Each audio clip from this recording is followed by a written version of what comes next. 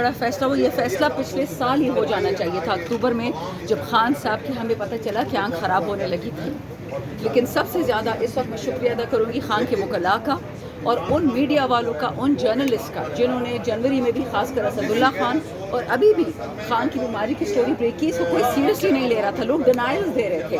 ہم نے تو آج پارلیمانی پارٹی میٹنگ اس لیے رکھی ہوئی تھی کہ جس نے جھوٹ بولا اور یہ کہا کہ خان ٹھیک ہے ان کو سزا دے گی باقاعدہ پارٹی. پر شکر الحمدللہ اللہ نے اتنا بڑا معجزہ کیا.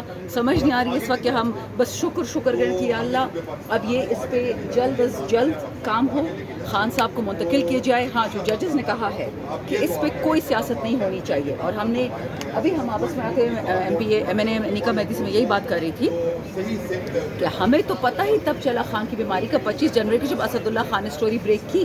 اس بات کو کسی نے 2 ہفتے تک سیریس نہیں لیا سوائے سہیل افریدی جو ہمارے ینگ وزیر اعلیٰ ہے. انہوں نے، علامہ صاحب نے اور اچکزئی صاحب نے، انہوں نے مل کے، اگر آپ کو یاد ہے ہم نے باہر عدالت کے باہر دھرنا دیا، پھر سپریم کورٹ کے باہر دھرنا دیا.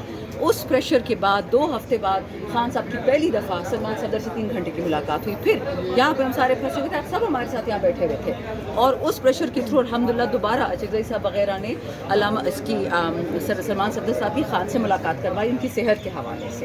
پھر اس کے بعد کچھ نہیں پتہ چلا. آج جو سپریم کورٹ نے کہا کہ پی ٹی آئی سیاست مت کرے خان کی صحت پہ، اور ہم اس پہ بالکل عہد کرنے کو تیار ہیں کہ جب تک ہمیں گارنٹی ہے کہ خان کا شفا میں، پیمز میں، جہاں پہ بھی ان کے ذاتی معالج ہوں گے، ان کے ذاتی ڈاکٹر ہوں گے، بیسٹ ٹریٹمنٹ اویلیبل ان کی ہوگی، ہم ایک بات بھی نہیں کرتے.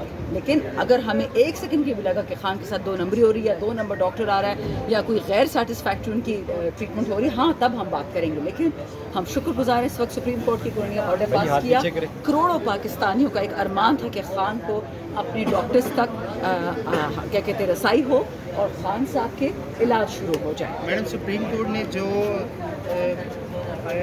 کہا اڈیالہ کی بات کی کہ جس طرح اڈیالہ کے باہر ہجوم ہوتا ہے، اگر ہمیں ہسپتال کے باہر ہجوم نظر آیا تو اس کے کانسیکوینسز ہوں گے. دیکھیں، عمران خان کا دشمن ہی ہوگا اب جو ہجوم بنائے گا شفا کے سامنے یا پیمز جس ہسپتال میں ان کو لے کے جا رہے ہیں، وہ عمران خان کا کھلا دشمن ہوگا جو ایسا کام کرے گا. ہم MNAs, MPs, senators کوئی وہاں نہیں نظر آئے گا. ہم گارنٹی سے بتا رہے ہیں ہمیں خان کی زندگی چاہیے، اور انشاءاللہ ہم ہر سپریم کورٹ کا آرڈر مانیں گے جب تک خان صاحب کی صحت پہ کوئی آنچ نہ آئے.